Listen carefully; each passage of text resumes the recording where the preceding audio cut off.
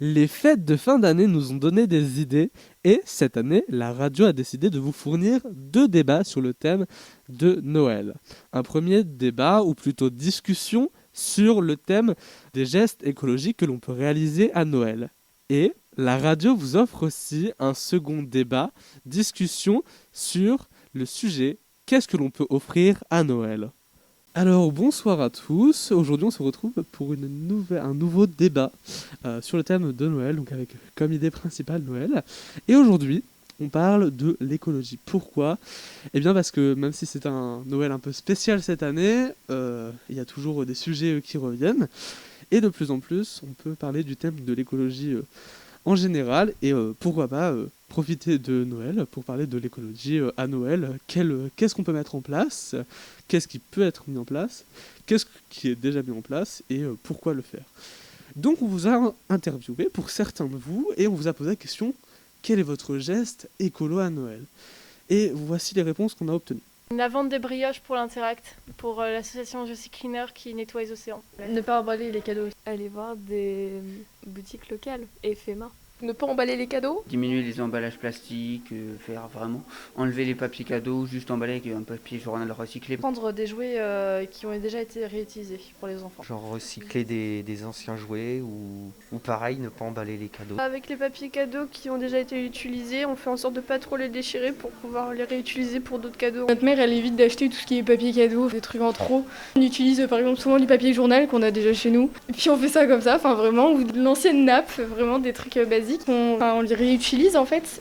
Plus acheter chez les petits commerçants parce que souvent dans les grandes surfaces il y a plus d'emballages plastiques. Pareil, réutiliser pas forcément racheter du papier cadeau et puis utiliser ceux des années passées. Et oui, essayer de faire d'avoir le moins d'emballage possible quoi. Alors, personnellement, je ne m'y attendais pas, mais on a eu beaucoup de réponses, de gestes écolos, de choses que vous pouvez faire pour Noël. Il y en a une qui est beaucoup revenue, c'est pourquoi pas réutiliser des anciens emballages ou même emballer en papier journal. Aujourd'hui, donc, je suis avec Camille, Aurélie. Bonjour. Camille, bonjour. Salut. Et Pierre. Bonjour. Et donc, on est tous les trois ici pour vous parler un petit peu d'écologie, pour débattre, pourquoi pas, autour de l'écologie à Noël. Est-ce que c'est faisable ? Est-ce que ça doit être fait ? Et est-ce que c'est contraignant aussi ? C'est contraignant. Et est-ce que... qu'est-ce qu'on peut faire si ça doit être fait ? Alors, on a une professionnelle de l'écologie. C'est notre référente. Tout à fait. On l'utilisera sûrement comme atout, comme joker. Donc vous en pensez quoi de l'écologie à Noël ? Et si vous en faites, qu'est-ce que vous faites ? Moi je pense que c'est hyper important de réfléchir à ces questions-là pendant Noël, puisque c'est une des énormes fêtes qu'on fait chaque année. Tout le monde fête Noël, ça représente... c'est plein de gens qui vont acheter des choses, qui vont avoir un impact aussi direct en fait sur la consommation dans le mois de décembre en tout cas. Et dans les idées qui ont été dites là, il y a plein de trucs hyper intéressants. Et en fait, c'est juste une question d'habitude. En fait, il faut juste qu'on arrête de se dire, qu'on arrête de fêter Noël comme on le fête normalement en fait. C'est-à-dire acheter 1000 cadeaux. Déjà, pourquoi on achète autant de cadeaux ? Est-ce que l'important c'est de se réunir ou c'est les cadeaux ? Déjà, il y a ça. Et après, c'est revoir le format parce que effectivement, acheter des cadeaux qui ont parcouru des milliards de kilomètres pour venir sous le sapin, en vrai, c'est pas dingue en termes d'impact environnemental. Après, il y a plein d'idées qui ont été citées qui sont faisables. Ouais. D'ailleurs, pour le fait d'avoir beaucoup de cadeaux sous le sapin, on peut vous renvoyer à notre débat de la semaine dernière, dans lequel on parlait pas mal du fait, est-ce que les cadeaux sont importants, est-ce que c'est l'important à Noël ? Donc voilà. Et oui, je suis plutôt d'accord, il y a beaucoup de choses qui peuvent être mises en place, assez simples, mais après, il faut se dire, c'est un petit effort de notre part, genre par exemple pour mettre du papier journal à la place du papier cadeau, en soi. Le but du papier cadeau, c'est quand même qu'on ne voit pas de cadeau. Donc, oui, puis l'idée, c'est pas d'arrêter Noël, parce que c'est traditionnel, donc il faut faire perdurer ça, et c'est des bons moments, et voilà, tout le monde les apprécie. Faire plaisir aussi, tout en faisant un geste pour la planète. Pour la planète. Mais tout à l'heure, on en discutait justement de ce fameux papier journal qui remplacerait le papier cadeau, et on se disait que c'était des fois dommage de ne pas avoir ce joli papier décoré, coloré, qui emballait notre cadeau. Et même si en soi c'est la même chose qui est sous cette boîte, et ben avoir du papier journal, et ben, des fois, ça fait un peu plus mal. Ouais, mais c'est parce que ça signifie que nous, on se prive de quelque chose. Genre, est-ce que c'est pas un mal pour un bien? En soi, si du papier journal à du papier cadeau, ça va. Genre. Oui. Et c'est pas obligatoirement du papier journal. Moi, je sais Non, que mais oui. dans ma belle-sœur, par exemple, depuis quelque temps, et nous, on a adopté ça avec mon frère aussi, on enveloppe nos cadeaux uniquement dans des jolis tissus, en fait. Alors, ça devient même un jeu presque. C'est une technique japonaise à la base. Je sais plus quel nom ça a, mais c'est Très japonais. Peut-être. Sinon, on peut emballer ça aussi dans une sorte de tote bag ou des petites pochettes. Et C'est comme ça. ça, Non, mais c'est c'est double utilisation. Qui font un autre cadeau au final. Ouais, c'est ça, c'est 2 cadeaux en un. Le tissu, je connaissais pas, mais c'est une super bonne idée parce que ouais, t'as le tissu qui est très beau et qui au final est réutilisable. Tout à C'est fait. super. Ouais, Un carrément. beau tissu et qu'on s'amuse même nous à se réoffrir en fait d'une année sur l'autre parce qu'on sait que... Celui-là, c'est toi qui l'avais l'année Bah dernière. voilà, non mais c'est ça qui est rigolo aussi. Je connaissais pas du tout. Dans un souci de renouvelabilité, je sais Ouf, pas comment compliqué. dire ce mot, désolé. Et puis sinon, on avait parlé, on a entendu dans l'audio des personnes qui réutilisaient le papier cadeau. Je trouve que c'est une bonne idée qui du coup pourrait pallier à l'effet papier journal. Ouais, mais, pas décoré, mais après c'est il faut que les gens faut que les gens se disent, je ne déchire pas le papier cadeau, C'est ça. je l'ouvre proprement. C'est C'est pas forcément simple, hein, c'est Bah, ça. c'est ça, l'utilisation de tissu permet quand même d'être un peu plus résistant et de traverser Ouais, c'est les ça. âges plus facilement. Ouais. Et c'est que le papier journal, le papier cadeau, c'est fait pour être déchiré en soi, genre. C'est pour ça. Non, moi j'avais dû lire un article et j'avais trouvé ça super.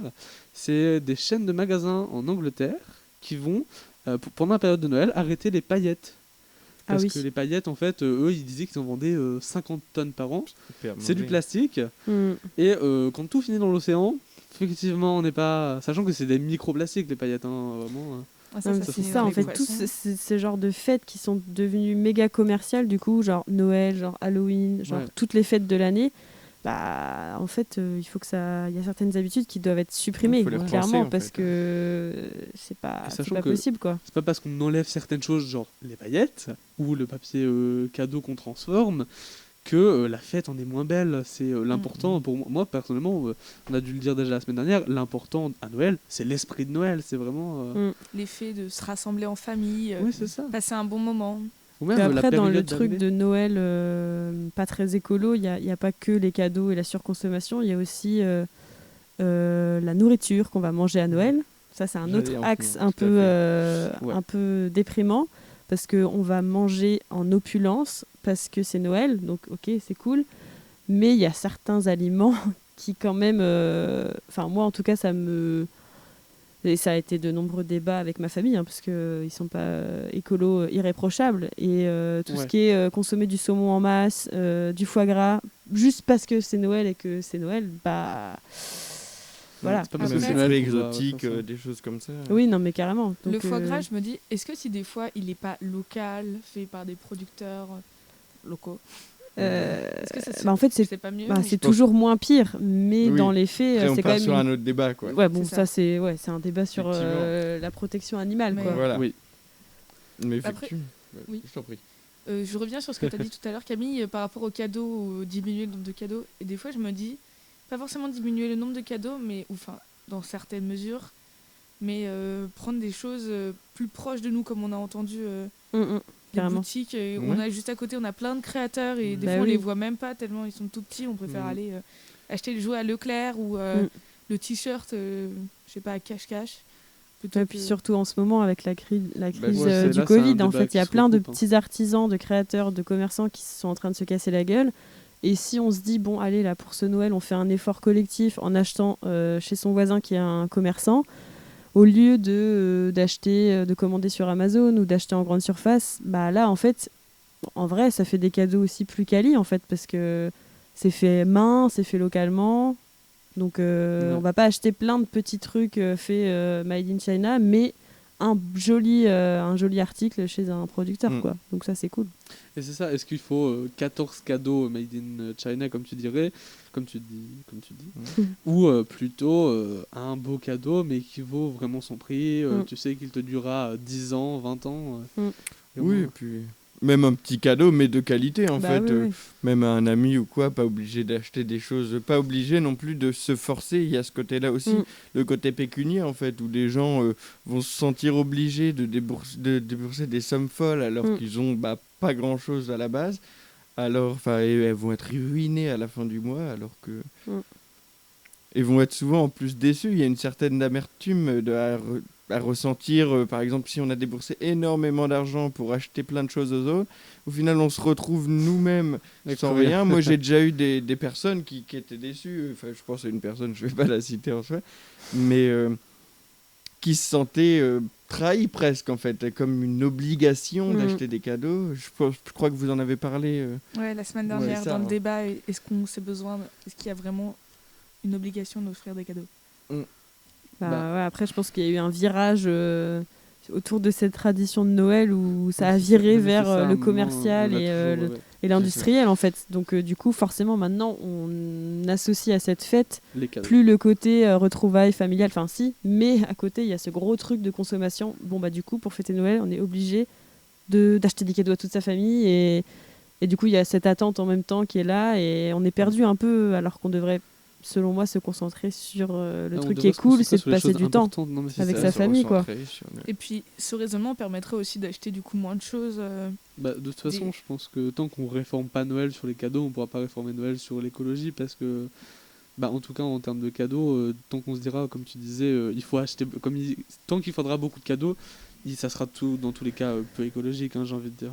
Ou alors, il faut que les entreprises françaises se bougent à cette période-là et se disent, ou alors tout au long de l'année, pour réduire le plastique dans leurs produits, réduire tout ça, en fait. Parce que c'est bien beau aussi de dire toujours aux consommateurs, fais ci, fais ça. Enfin, moi, je me confronte souvent à ça, en fait. Quand j'en parle à des potes ou quand on a des discussions, on culpabilise beaucoup le consommateur, mais en fait, il faut que les entreprises aussi prennent leurs responsabilités. Non, c'est clair. Et qu'elles changent aussi leurs habitudes et leurs produits, qu'elles les dérivent sur des trucs plus écolos, quoi, parce que... c'est ce qu'on pourrait voir avec l'entreprise qui a fait l'effort en Angleterre, c'est ça. Mais après, encore une fois, il faut que ça rentre dans les esprits. J'ai l'impression que ça commence à rentrer dans les esprits, que l'écologie, c'est important. Je pense que c'est un bon moyen d'en parler à Noël, parce que c'est une des fêtes qui doit être les moins écolos, voire vraiment la pire. C'est un des moments où il y a plus de choses gâchées ou des choses comme ça. Et je pense que c'est important d'en parler à ce moment-là. Bon, c'est important d'en parler tout le temps, mais s'il y a bien des moments où il faut en parler, c'est ça. Vous avez des choses à changer. Oui, effectivement. Mais je pense que les gens peuvent avoir peur aussi qu'on leur vole ce moment de plaisir, en fait. Je pense que ce sera ça la réaction de beaucoup de personnes. Et de réussir à transformer, en fait, justement, ce moment de consommation en un moment de consommation raisonné, mais toujours garder ce sentiment de se faire plaisir, de faire plaisir, et sans entacher ce moment qui est quand même un chouette moment où on se retrouve tous. Et puis la crise du Covid, là, je pense qu'il y a eu deux teams. En gros, il y a les gens qui sont à fond pour supporter les commerces qui sont en train de se casser la gueule et qui, eux, disent que... là, ils ont eu peur avec les récentes annonces de voir retarder l'ouverture parce que on me disait déjà, mais... En fait, là, il y a des gens qui commencent déjà à commander sur Internet, même avant de savoir quand les petits commerces vont réouvrir, quoi. Bien sûr. Donc, il y a toute la partie des gens qui commandent déjà sur Amazon et de plus pendant cette période, quoi. Surtout qu'il y a le Black Friday qui est passé il y a une semaine, je crois. Donc ça a joué, en France. Si, mais c'est ça le plus... Justement, moi, je l'ai venir... Ça a été repoussé. En France, c'était le Black Friday sur Internet en France a été repoussé à ce lundi. Je crois que c'était vendredi dernier, normalement, a été repoussé à ce lundi. Sauf qu'en fait, ce qui m'a énormément fait rire, puisque normalement, c'était censé être au bénéfice des petits commerces qui ouvriraient ce week-end. Et en fait... tous les sites, moi je sais que sur Internet j'ai vu pas mal de choses, tous les sites ne faisaient pas le Black Friday vendredi ou ce week-end, mais faisaient les promos de Noël, le week-end après Noël ou des choses comme ça, ce qui est en fait une grosse blague. La même chose. Voilà. C'est changer de nom pour donner la même chose. C'est ça. De toute façon, les entreprises, peu importe ce qui se passera, elles chercheront leur bénéfice au départ. Oui, c'est leur clair, but premier est quand même gagner de l'argent. Ça, c'est sûr. Bon. Je pense qu'on va se laisser là pour aujourd'hui. Ça marche. Merci à toi Camille. Bah, merci à vous pour l'invitation. Ouais, carrément. Merci Aurélie. Au revoir. Merci Pierre, à la prochaine. Merci à vous, ravi d'être là. Au revoir, à la prochaine.